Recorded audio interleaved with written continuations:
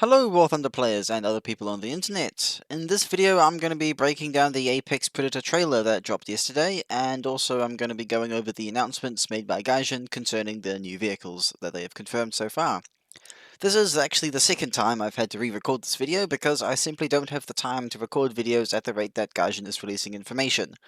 So without any further ado, let's do further.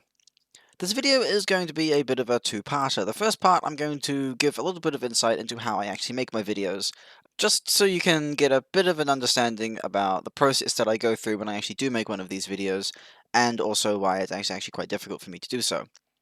The second part is going to be all about the trailer and the vehicles and my thoughts on them and all that jazz. So if you're wanting to skip to that part, feel free to do so. I'll put some timestamps in the description and also break up the YouTube play bar. This video is also going to be unscripted. Basically what that means for me is I write a bullet point list on Google Docs and then sit down and talk into the mic for 20 minutes based on those bullet points and just tick them off one by one as I go. So these types of unscripted videos aren't technically unscripted fully, but they are pretty much off the cuff with a little bit of guidance to stop me from going completely off track. So with my videos, how do I make them? Well, typically I only get about 2 to 3 hours per day to actually work on my videos, because I get home from work at about 10:30 to 11 o'clock most days when I do have work, so I only really have about 1 to 2 hours per day to actually make videos. Naturally, that is quite difficult because, 11 PM, you should be asleep. You shouldn't be up on the computer, and often I have work at, 10 AM the next day, so I only really get 6 to 7 hours of sleep. And as somebody who can't function on anything less than 6 hours of sleep, that hurts a bit with me making videos, which is why it typically takes 2 to 3 days for me to actually put a video together. Recording the video is actually the easiest part for me. Honestly, I just love being able to sit down and talk into a mic. I'm one of the people that loves the sound of my own voice. Basically what it boils down to is that I don't have a ton of time to make these videos. And so having to actually re-record a video is really frustrating. Yes, I could release the video that I recorded yesterday, but it would make no sense because the video that I made was speculation based on the trailer. Gaijin have come out and actually confirmed several of those vehicles, and also the loadouts that those vehicles will have. On the days that I'm not actually working, I have other commitments. I have a life to live. So I don't get a ton of time to make these videos, as much as I wish I did. Anyway, enough about how I make videos, on with the actual trailer and announcements. First of all, the trailer looked absolutely stunning. It was a cinematic masterpiece. I really, really enjoyed it. In my opinion, one of, if not the best trailer that Gaijin has ever put out. The reveal of the F16 was just perfectly executed. I love it. Here's a clip from the trailer of what that was.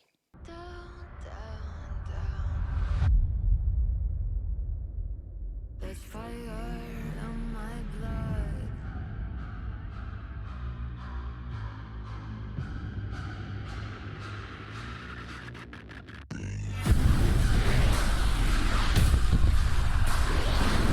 Sadly, that's all I can show for copyright reasons, but if I could play the entire trailer, I absolutely would. I would also just like to say that I absolutely called that this thing was coming in my last video. There's an iCard on screen now if you want to check that out. So far, Gaijin have confirmed the F16 and MiG-29 will be coming to War Thunder. They have also said that other aircraft will be coming. I have seen people online talking about the Tornado being one such possible aircraft. I think it was in the trailer. I don't know. I can't tell a Tornado and a MiG-29 apart. Hell, I can't tell an F-16 and an F-35 apart, so yeah, I'm not an aircraft guy. At all. Gaijin have also confirmed the A6E as a premium will be coming. Again, my previous video was discussing that. Check that out if you like me ranting about that. This is certainly going to shake the meta up a bit. These are Gen 4 aircraft. They are very, very powerful. And because of that, I am a little bit scared of them. For one, their ordnance is formidable. For the F-16, its multi-purpose loadout consists of 4 air-to-air missiles, 6 Maverick air-to-ground missiles, and 19 unguided 500-pound bombs. Those air-to-air missiles are AIM-9Ls, the same missiles that the A-10 gets, and those missiles are very, very potent. good flare resistance, fantastic G-overload, decent range. They are good missiles. The MiG-29 gets 6 air-to-air missiles in the loadout that Gaijin showed, 4 R-60Ms, and R-27Ts or R-27Rs. Now, to my knowledge, R-27T and R-27Rs are essentially just better R-24T and R-24Rs. Basically, super long-range infrared or super long-range radar-guided missiles. These loadout options scare me a bit. Because of power creep for one, and also just because I have also heard rumors that these aircraft will be put at 11.7. Now that's fantastic. I'm glad Gaijin isn't putting them at 11.3. However, I don't believe 11.7 is enough. I think they should go up to 12.0. At the minimum, maybe 12.3. I think 12.0 for now would be the safe bet. And then if they are overpowered when they are launched, put them up to 12.3. However, you then run into the issue of there actually not being enough vehicles for them to fight. You see, at 11.7, there are still enough aircraft for the F16 and MiG-29 to fight in a full down tier. You can't get up tiers at top tier. You'll only ever be fighting down tiers, typically by 0.7. So 11.7, typically be fighting 11.0. Now that's not bad. But there are still some aircraft at 11.0 that would struggle against them, which is why I think putting it at 12.0 would be better, because then typically you'll be fighting 11.3 in a typical down tier, and 11.0 in a full down tier. If these aircraft are placed at 11.7, they'll be able to fight 10.7 aircraft in a full down tier. That means things like the F-104 can see F-16s. There'd be nothing that F-104 could do. F-104 versus MiG-29, no contest, really. The MiG-29 wins every time. As far as I know, the MiG-29 can actually go faster than it, so, you kind of rely on your speed, which is the main drawing point of the Widowmaker. What also concerns me a lot are the loadouts. Like I said, the F-16 gets a very powerful multi-purpose loadout. 4 AIM-9Ls, 6 Mavericks, and 19 unguided 500-pound bombs. That essentially means that in a ground derby match, the F-16 can do absolutely everything. No doubt it gets a butt ton of flares and chaff, previous American aircraft or anything to go off, and that poses a problem for top tier SPAA. Yeah, you can manually guide missiles, but manually guiding missiles against targets going above the speed of sound is quite difficult, simply because you can run out of mousepad very, very easily. And also, 6 Mavericks. That is the air-to-ground armament of an A-10, not counting its gun.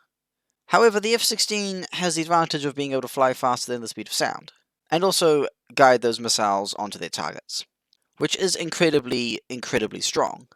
Because, yes, the A-10 can fly so close to the ground, and yes, the A-10 can soak punishment, but why would you risk getting hit when you can just not get hit to begin with? 19 unguided bombs. No doubt the F-16 has a ballistics computer. That's basically carpet bombing an entire point, maybe 2 if you know what you're doing. That's like a 3-point clear for your team, and probably the surrounding area, and maybe a few villages around that. That is very, very potent. In Ground RB, the F-16 is essentially going to be a multi-purpose fighter, and multi-purpose aircraft are incredibly strong in Ground RB, for the simple reason that not only can they destroy hostile ground targets, they can also destroy hostile CAS trying to counter them. Which is what I'm scared of with the F-16. I'm scared that they're just going to completely dominate the skies, and force their opponents to bring out MiG-29s. Essentially bleeding them of spawn points, and bleeding them of troops on the ground. Bleeding them of MBTs that can be going to capture points, and forcing them to spawn in a dedicated anti-air machine. Because if a MiG-29 laden with rockets tries to dogfight an F-16 that's just dumped all its ordnance, I don't fancy that MiG-29's chances. Obviously, I could be wrong. I don't know very much about those aircraft. But I have a feeling that if you're weighed down by a butt ton of ordnance, it's going to be a lot harder to dogfight. On the subject of the MiG-29, let's talk about that for a second. 4 R-60Ms. Honestly, the air-to-air loadout on the MiG-29 is not something that causes me a great deal of concern. The R-60Ms that it gets, those are already in-game, and they very, very, very much love flares. I don't really have a huge concern to do with that amount of ordnance. It's only 6 missiles. Yes, that's quite a bit, but there are lots of aircraft in game already that have 6 missiles, and in my experience at least, they're okay. Now again, I don't play air RB very much. I'm more of a ground RB player. And the MiG-29, in my opinion, in ground RB, would serve as mostly an air superiority fighter. Now, I could be proven wrong, and it could just get, like, 12 unguided nuke rockets, the same rockets that the S-225 gets. That would change everything. Combine that with a rocket ballistics computer, boom, you have 12 free kills. However, with the current loadouts that Gaijin have confirmed, I'm not too worried. No doubt they will get custom loadouts. And so, of course, all this talk about loadouts and what they can bring and can't bring is going to be a little bit redundant because it's not, fixed. But even so, I'm not too concerned about the air-to-air loadouts in Ground RB. The R-27Ts and R-27Rs, now those are certainly going to be interesting. Super long-range IR-guided missiles can just come out of nowhere and lead to a lot of frustration in players. And especially those radar-guided missiles as well. If you can't break a lock, you're essentially screwed from 30 kilometers away.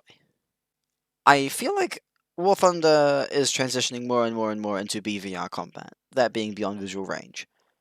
And I don't think it's out of the question that we're going to see things like the AMRAAM, anti-radiation missiles, at some point in the game. As Gaijin puts more and more and more modern vehicles and more modern weapons into the game, it's inevitable that something like that is going to come eventually. In my opinion, I'm going to say this, in my opinion. I, of course, can't say that this is a definite fact, because, well, obviously, I don't know everything as much as I wish I did. But, there is certainly some concerning things with this update. Are we ready for Gen 4 aircraft? I don't think so, in the current meta. Like I said, the meta is going to be shaken up quite a bit, especially at top tier with the addition of these aircraft. And I think Ground RB is also going to suffer as well, just down to the amount of loadouts. And there's going to be so much spam of these aircraft. It's going to be insane. We're going to see US v US, Russia v Russia, so much because of these aircraft being added. You saw it when the A-10 was added. You saw it when the Su-25 was added. You saw it when the Tomcat was added. It's going to be the exact same thing now. I see no reason to believe otherwise. In Ground RB, the F-16 is going to be king, based on what I've seen. Of course, I could be wrong. There could be other aircraft that come out that dethrone it. And the reason why I'm saying that the F-16 will be king over the A5E is that the A5E doesn't have any weapons outside of its suspended armament. The F-16 does. The F-16 has a Vulcan. The A5E also can technically carry more guided ordnance than the F-16. But crucially, it doesn't have as much potential when it comes to engaging aircraft. Once it's fired off its missiles, that's it. It has to go back to base and rearm. The F-16, once it fires off its missiles, it can now engage in dogfights against aircraft fully laden with munitions, which puts the F-16 at a great advantage. Now, of course, there's going to be a lot of spam with this update. People are going to GE the F-16 the moment it comes out. People are going to buy the A6E pack. I'm not going to be one of those people. I'm saving my money for actual tangible things, such as Christmas presents. I recently found out today that you can get a pair of pretty decent wireless headphones for the price of the A6E, which is concerning, to say the least. Again, if you want to hear my opinion on that, and me to go into more depth about that, watch my previous video. iCard is on screen again now. But anyway, guys, that's about it. I don't think there's anything else I can really add to this topic because of the limited information I have at this time.